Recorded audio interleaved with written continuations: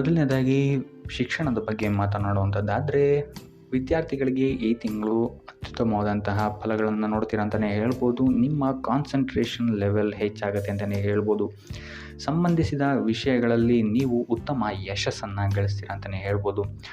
ಮೊದಲ ವಾರದಿಂದಲೇ ನಿಮಗೆ ಸಕಾರಾತ್ಮಕವಾದಂತಹ ಫಲಿತಾಂಶಗಳು ಸಿಗಲಾರಂಭಿಸುತ್ತೆ ಅಂತಲೇ ಹೇಳ್ಬೋದು ಈ ತಿಂಗಳು. ಇನ್ನು ಸ್ಪರ್ಧಾತ್ಮಕ ಪರೀಕ್ಷೆಗಳಲ್ಲೇನಾದರೂ ನೀವು ಪಾಲ್ಗೊಳ್ತಾ ಇದ್ದೀರಾ ಅಂತ ಹೇಳಿದ್ರೆ, ಇಲ್ಲಿ ನೀವು ಉತ್ತಮ ಅಂಕವನ್ನು ಪಡೆಯುವಂತಹ ಸಾಧ್ಯತೆ ಹೆಚ್ಚಾಗಿದೆ ಅಂತಲೇ ಹೇಳ್ಬೋದು. ಇನ್ನು ಪ್ರಥಮ ದರ್ಜೆಯ ವಿದ್ಯಾರ್ಥಿಗಳಿಗೆ ಸಮಯ ಅತ್ಯುತ್ತಮವಾಗಿದೆ.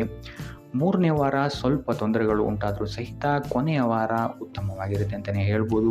ಇನ್ನು ಇಂಜಿನಿಯರಿಂಗ್ ಅಥವಾ ಕಲಾತ್ಮಕ ಕ್ಷೇತ್ರದಲ್ಲಿ ಓದ್ತಿರುವಂತಹ ವಿದ್ಯಾರ್ಥಿಗಳಿಗೂ ಸಹಿತ ಈ ತಿಂಗಳು ಉತ್ತಮವಾದಂತಹ ಫಲಗಳನ್ನು ನೋಡ್ತೀರಾ ಅಂತಲೇ ಹೇಳ್ಬೋದು. ಒಟ್ಟಾರೆಯಾಗಿ ವಿದ್ಯಾರ್ಥಿಗಳಿಗೆ ಈ ತಿಂಗಳು ಪಾಸಿಟಿವ್ ರಿಸಲ್ಟ್ಸ್ಗಳೇ ಹೆಚ್ಚಾಗಿ ಸಿಗುತ್ತೆ ಅಂತಲೇ ಹೇಳ್ಬೋದು. ಇನ್ನು ಕುಟುಂಬ ವಿಚಾರಕ್ಕೆ ಬರುವಂಥದ್ದಾದರೆ, ಕುಟುಂಬ ವಿಚಾರದಲ್ಲಿ ನಿಮ್ಮ ಮಕ್ಕಳ ಆರೋಗ್ಯದ ಬಗ್ಗೆ ಸ್ವಲ್ಪ ಎಚ್ಚರ ವಹಿಸುವಂಥದ್ದು ಉತ್ತಮವಾಗಿರುತ್ತೆ. ಇದಲ್ಲದೆ ಅವರ ಶಿಕ್ಷಣಕ್ಕೆ ಸಂಬಂಧಿಸಿದಂತೆ ಈ ತಿಂಗಳು ನಿಮಗೆ ಸ್ವಲ್ಪ ತೊಂದರೆ ಕಾಡ್ಬೋದು ಅಂತಲೇ ಹೇಳ್ಬೋದು. ಆದ್ದರಿಂದ ಅವರ ಆರೋಗ್ಯದ ಬಗ್ಗೆ ಹೆಚ್ಚು ಗಮನ ವಹಿಸುವಂಥದ್ದು ಉತ್ತಮವಾಗಿರುತ್ತೆ. ಇದಲ್ಲದೆ ನಿಮ್ಮ ವೈವಾಹಿಕ ಜೀವನದಲ್ಲೂ ಅಷ್ಟೇ ನೀವು ಸ್ವಲ್ಪ ತಾಳ್ಮೆಯನ್ನು ವಹಿಸಬೇಕಾಗುತ್ತೆ. ನಿಮ್ಮ ಸಂಗಾತಿಯ ಭಾವನೆಗಳಿಗೆ ನೀವು ಸ್ವಲ್ಪ ಸ್ಪಂದಿಸಬೇಕಾಗುತ್ತೆ. ಇಲ್ಲ ಅಂತ ಹೇಳಿದರೆ ನಿಮ್ಮ ಕುಟುಂಬದಲ್ಲಿ ಇದೊಂದು ಸ್ವಲ್ಪ ಬಿರುಕನ್ನು ಮೂಡಿಸಬಹುದು. ಆದ್ದರಿಂದ ನಿಮ್ಮ ವೈವಾಹಿಕ ಜೀವನದಲ್ಲಿ ಸ್ವಲ್ಪ ಉತ್ಸಾಹವನ್ನು ನೀವು ತರುವಂಥದ್ದು ಉತ್ತಮವಾಗಿರುತ್ತೆ. ಬಹಳ ದಿನಗಳಿಂದ ಮದುವೆಗೆ ನೋಡ್ತಾ ಇರುವಂಥವ್ರಿಗೂ ಸಹಿತ ಈ ಸಮಯದಲ್ಲಿ ಉತ್ತಮವಾದಂತಹ ಆಫರ್ಸ್ಗಳು ಬರ್ಬೋದು ಅಂತಲೇ ಹೇಳ್ಬೋದು. ಇನ್ನು ಇದಲ್ಲದೆ ನಿಮ್ಮ ಪೋಷಕರಿಗೆ ಈ ತಿಂಗಳು ನಿಮ್ಮ ಸಲಹೆ ಮತ್ತು ಸಹಕಾರ ಬೇಕಾಗ್ಬೋದು ಅಂತಲೇ ಹೇಳ್ಬೋದು. ಕುಟುಂಬದಲ್ಲಿ ಆದಷ್ಟು ತಾಳ್ಮೆಯಿಂದಿರಲು ಈ ತಿಂಗಳು ಪ್ರಯತ್ನಿಸಿ. ಯಾವುದೇ ರೀತಿ ಬರುವಂತಹ ಸಂದರ್ಭಗಳನ್ನು ಪ್ರೀತಿಯಿಂದ ನಿಭಾಯಿಸಲು ಪ್ರಯತ್ನ ಪಡಿ. ಒಟ್ಟಾರೆಯಾಗಿ ಕುಟುಂಬ ವಿಚಾರದಲ್ಲಿ ಈ ತಿಂಗಳು ನಿಮಗೆ ಮಿಶ್ರ ಫಲ ಅಂತಲೇ ಹೇಳ್ಬೋದು. ಇನ್ನು ಆರೋಗ್ಯ ವಿಚಾರಕ್ಕೆ ಬರುವಂಥದ್ದಾದರೆ, ಆರೋಗ್ಯ ವಿಚಾರದಲ್ಲಿ ಈ ತಿಂಗಳು ನಿಮಗೆ ಸಾಮಾನ್ಯವಾಗಿರುತ್ತೆ ಅಂತಲೇ ಹೇಳ್ಬೋದು. ಆದ್ದರಿಂದ ನಿಮ್ಮ ಆಹಾರದ ಬಗ್ಗೆ ಸ್ವಲ್ಪ ಎಚ್ಚರಿಕೆ ವಹಿಸಿ. ಕರಿದ ಆಹಾರದಿಂದ ದೂರ ಇದ್ದಷ್ಟು ಒಳ್ಳೆಯದು. ಇದಲ್ಲದೆ ಇಲ್ಲಿ ನಿಮ್ಮ ಮಾನಸಿಕ ಒತ್ತಡ ಸ್ವಲ್ಪ ಹೆಚ್ಚಾಗುವಂತಹ ಸಾಧ್ಯತೆ ಇದೆ ಅಂತ ಹೇಳ್ಬೋದು. ಆದ್ದರಿಂದ ಹೆಚ್ಚು ವಿಶ್ರಾಂತಿಯನ್ನು ತಗೊಳ್ಳುವಂಥದ್ದು ಮತ್ತು ಯೋಗ ಮತ್ತು ಧ್ಯಾನವನ್ನು ಮಾಡುವಂಥದ್ದು ನಿಮಗೆ ಇಲ್ಲಿ ಸಹಕಾರಿಯಾಗಿದೆ ಅಂತಲೇ ಹೇಳ್ಬೋದು. ಇದಲ್ಲದೆ ಈ ತಿಂಗಳು ನಿಮಗೆ ಹಲ್ಲಿಗೆ ಸಂಬಂಧಿಸಿದಂತಹ ನೋವುಗಳು ಸ್ವಲ್ಪ ಬಾಧಿಸ್ಬೋದು ಅಂತಲೇ ಹೇಳ್ಬೋದು. ಇನ್ನು ನಿಮ್ಮ ಸಂಗಾತಿಯ ಆರೋಗ್ಯದ ಬಗ್ಗೆ ಸಹಿತ ನೀವಿಲ್ಲಿ ಸ್ವಲ್ಪ ಎಚ್ಚರಿಕೆಯನ್ನು ವಹಿಸಬೇಕಾಗುತ್ತೆ. ಆದರೆ ತಿಂಗಳ ಕೊನೆಯ ವಾರ ನಿಮಗಿಲ್ಲಿ ಆರೋಗ್ಯ ಪರಿಸ್ಥಿತಿಗಳು ಸುಧಾರಣೆ ಆಗುತ್ತೆ ಅಂತಲೇ ಹೇಳ್ಬೋದು. ಇನ್ನು ವೃತ್ತಿ ಜೀವನವನ್ನು ನೋಡುವಂಥದ್ದಾದರೆ, ಈ ತಿಂಗಳು ನಿಮಗೆ ನಿಮ್ಮ ಕೆಲಸ ಕಾರ್ಯಗಳಲ್ಲಿ ಸ್ವಲ್ಪ ಸವಾಲುಗಳನ್ನು ನೀವು ಎದುರಿಸಬೇಕಾಗಬಹುದು. ಆದ್ದರಿಂದ ನಿಮ್ಮ ಬುದ್ಧಿಶಕ್ತಿ ಮತ್ತು ನಿಮ್ಮ ಉತ್ತಮ ಕಾರ್ಯವೈಖರಿಯನ್ನು ಬಳಸ್ಕೊಳ್ಬೇಕಾದಂತಹ ಸಮಯ ಈ ತಿಂಗಳು ನಿಮಗೆ ಬರಬಹುದು. ಸಮಸ್ಯೆಗಳ ಬಗ್ಗೆ ಚಿಂತೆ ಮಾಡದೆ ಆದಷ್ಟು ಪರಿಹಾರದ ಬಗ್ಗೆ ಹೆಚ್ಚು ಗಮನವನ್ನು ಕೊಡುವಂಥದ್ದು ನಿಮಗಿಲ್ಲಿ ಪಾಸಿಟಿವ್ ರಿಸಲ್ಟನ್ನು ಕೊಡುತ್ತೆ ಅಂತಲೇ ಹೇಳ್ಬೋದು.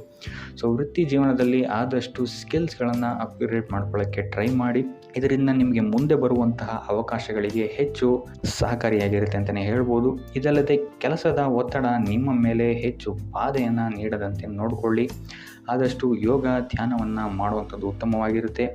ಕೊನೆಯ 2 ವಾರಗಳು ನಿಮಗೆ ಸಕಾರಾತ್ಮಕವಾದಂತಹ ಫಲಿತಾಂಶಗಳನ್ನು ನಿಮ್ಮ ಕಾರ್ಯಕ್ಷೇತ್ರದಲ್ಲಿ ಇದು ಒದಗಿಸುತ್ತೆ ಅಂತಲೇ ಹೇಳ್ಬೋದು. ಇನ್ನು ಉದ್ಯೋಗ ಏನಾದರೂ ಬದಲಾಯಿಸಬೇಕು ಅಂತಿದ್ರೆ ಅಥವಾ ಹೊಸ ಉದ್ಯೋಗವನ್ನೇನಾದರೂ ನೀವು ಹುಡುಕ್ತಾ ಇದ್ದೀರಾ ಅಂತ ಹೇಳಿದ್ರೆ, ನಿರೀಕ್ಷಿತ ಫಲಿತಾಂಶವನ್ನು ನೀವು ಪಡೆಯಲು ಹೆಚ್ಚು ಶ್ರಮವನ್ನು ಹಾಕಬೇಕಾಗ್ಬೋದು ಈ ತಿಂಗಳು.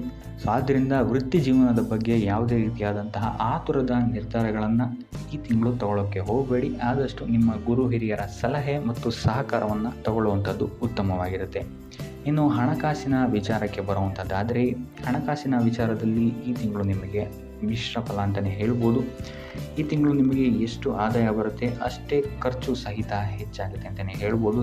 ಆದ್ದರಿಂದ ನಿಮ್ಮ ಖರ್ಚಿನ ಬಗ್ಗೆ ಹೆಚ್ಚು ಗಮನ ಇಡುವಂಥದ್ದು ಉತ್ತಮವಾಗಿರುತ್ತೆ ಈ ತಿಂಗಳು ನಿಮಗೆ ಹೆಚ್ಚಾಗಿ ಆರೋಗ್ಯದ ಮೇಲೆ ಹೆಚ್ಚು ಖರ್ಚಾಗುವಂತಹ ಸಾಧ್ಯತೆ ಇದೆ ಅಂತಲೇ ಹೇಳ್ಬೋದು. ಇದಲ್ಲದೆ ಐಷಾರಾಮಿ ವಸ್ತುಗಳಿಗೂ ಸಹಿತ ನೀವಿಲ್ಲಿ ಹೆಚ್ಚು ಖರ್ಚನ್ನು ಮಾಡಬೇಕಾಗ್ಬೋದು ಅಂತಲೇ ಹೇಳ್ಬೋದು. ಆದ್ದರಿಂದ ಹೆಚ್ಚು ಗಮನ ಇಡಿ. ಇದಲ್ಲದೆ ಹೂಡಿಕೆ ಮಾಡಬೇಕಾದ್ರೂ ಸಹಿತ ಯಾವುದೇ ರೀತಿಯಾದಂತಹ ಇನ್ನೊಬ್ಬರನ್ನ ನಂಬಿ ಹೂಡಿಕೆ ಮಾಡೋಕ್ಕೆ ಹೋಗಬೇಡಿ. ಆದಷ್ಟು ಸಾಧಕ ಬಾಧಕಗಳನ್ನು ನೋಡಿಕೊಂಡು ತಜ್ಞರ ಸಲಹೆಯನ್ನು ಪಡೆದು ಹೂಡಿಕೆ ಮಾಡುವಂಥದ್ದು ಉತ್ತಮವಾಗಿರುತ್ತೆ. ಇನ್ನು ವ್ಯಾಪಾರಿಗಳು ಮತ್ತು ಸ್ವಯಂ ಉದ್ಯೋಗಿಗಳಿಗೆ ಈ ತಿಂಗಳು ಸಾಮಾನ್ಯವಾಗಿರುತ್ತೆ ಅಂತಲೇ ಹೇಳ್ಬೋದು. ಆದರೆ 3ನೇ ವಾರದ ನಂತರ ನಿಮಗಿಲ್ಲಿ ಸ್ಥಿತಿಗತಿಗಳು ಸುಧಾರಣೆಯಾಗುತ್ತೆ, ನಿಮಗಿಲ್ಲಿ ಆದಾಯ ಹೆಚ್ಚಾಗುತ್ತೆ ಅಂತಲೇ ಹೇಳ್ಬೋದು.